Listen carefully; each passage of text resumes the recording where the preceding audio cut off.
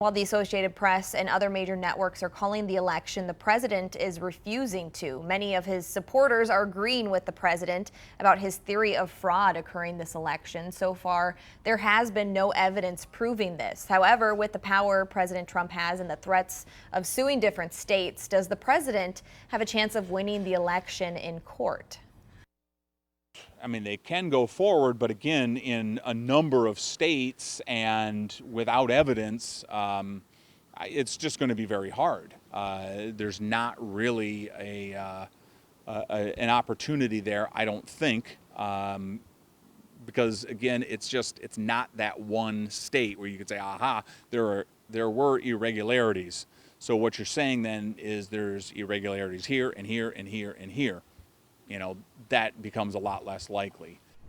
Israel Send reminds people that Trump could run again in 2024. There has been one president that served 2 non-consecutive terms. That was Grover Cleveland. For the full interview concerning the election, see the Rochester reactions on our website at KATTC.com.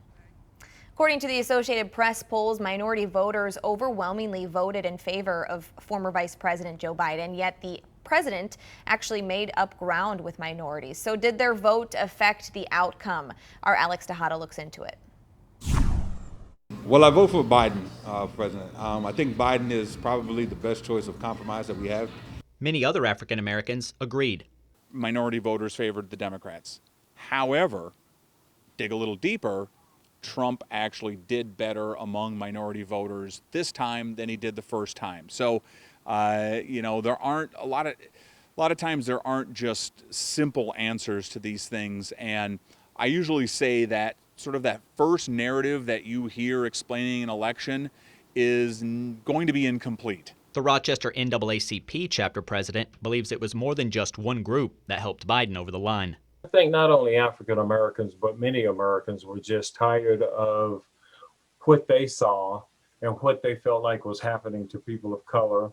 The death of George Floyd was one such instance. Many African Americans were not happy with the president's response.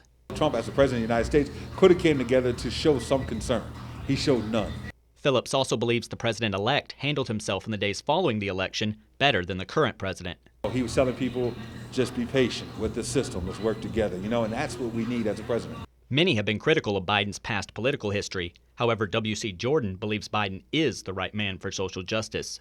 And I think that experiencing and living through that time and understanding the transition will help Joe Biden as he moves forward to work on issues related to social justice and also police reform. Yet at the moment, the nation is still divided. But it's not what we need here. You know, at the end of the day, we're all Americans, okay? And we need to find a way to come together. And it does not happen with just an election.